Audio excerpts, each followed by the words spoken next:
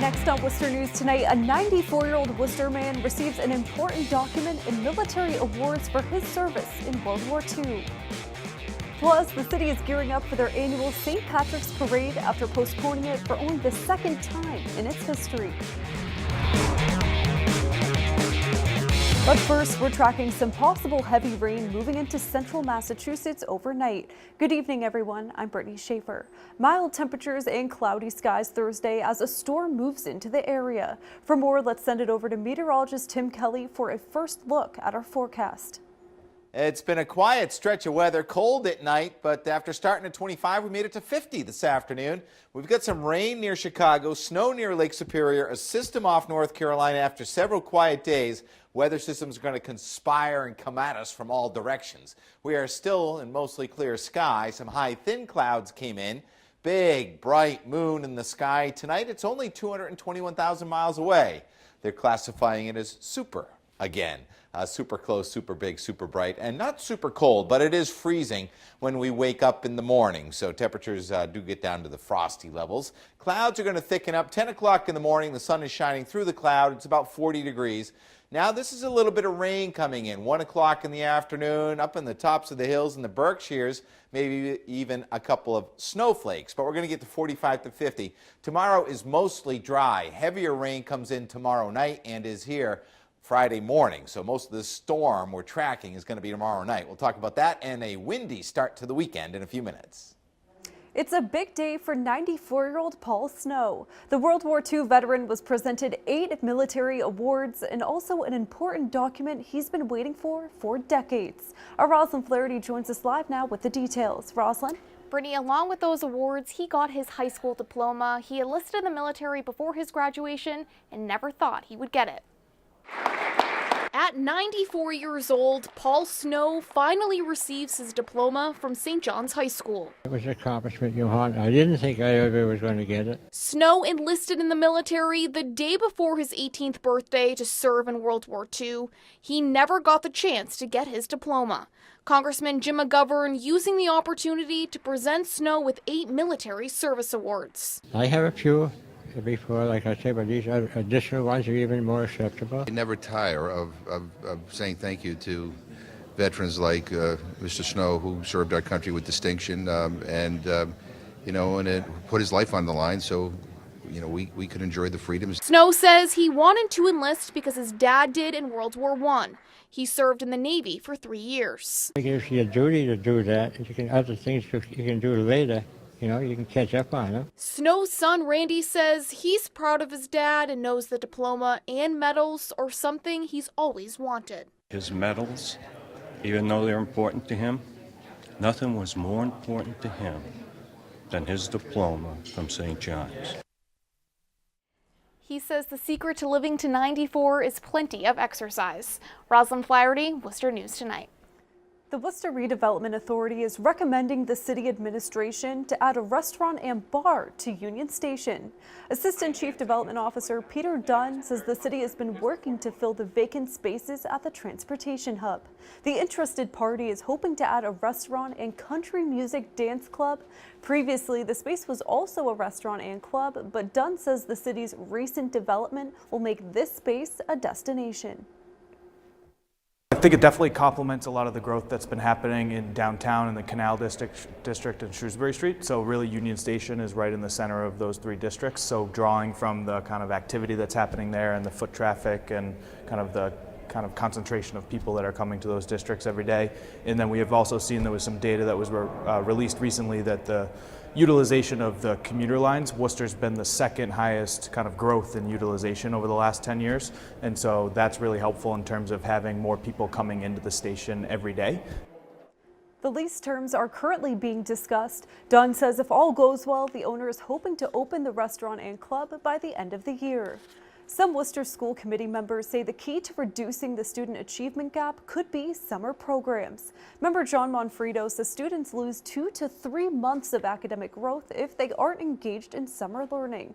He says more Worcester Public School students need to be recruited to attend, and reading should be a bigger priority during the break. Monfredo says the district's budget is a concern. The school committee hopes they'll see an increase in funding before summertime. The Worcester County St. Patrick's Parade is set for this Sunday. The event was postponed for only the second time in its history, but now organizers and the Grand Marshal are full steam ahead for what's expected to be a big turnout. Our Chandler Walsh is live on the parade route tonight. She joins us live now with more. Chandler? Brittany, organizers say they're expecting a huge crowd here on Park Ave, and the parade's Grand Marshal is getting ready, so when his float hits this route, it's the best it can be. I never expected this honor to be bestowed upon me. Officer Sean Lovely says he's just a kid from Webster Square, who's now preparing to be the Grand Marshal for the 37th Worcester County St. Patrick's Parade. Days before the event, he's putting his float together, bringing his big ideas to life. And we're going to have a rainbow coming off the roof going into the pot. While Lovely waits to put up hundreds of balloons, he's hanging an 18-foot banner with Webster Square memories. Out of every parade, I'm the second person from Webster Square that was a Grand Marshal. So I have a lot of people, young and old, that want to take part. So it's not just me, it's a whole group effort, and I want them to experience it just as much as I have. The parade committee says they chose the Army veteran and 24-year Worcester police officer for his extensive volunteer work in the community. He just gives so much of his time. Plus, he's a bagpiper, so anytime we need a bagpiper for a funeral or an interment, he'll be there. The parade was originally scheduled for March 10th, but was postponed due to weather. The committee had extra work to do, making calls to all participants. Believe it or not, only one group couldn't make it. All the bands could make it, all the other marching groups, color guards. They're aiming for 150,000 attendees with better timing and weather.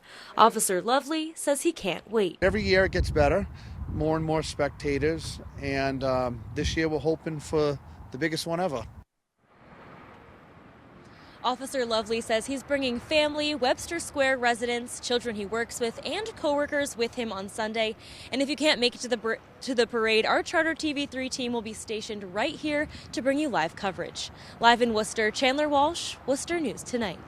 St. Vincent Hospital is spreading the message of how eating better can lower a person's chance of developing cancer.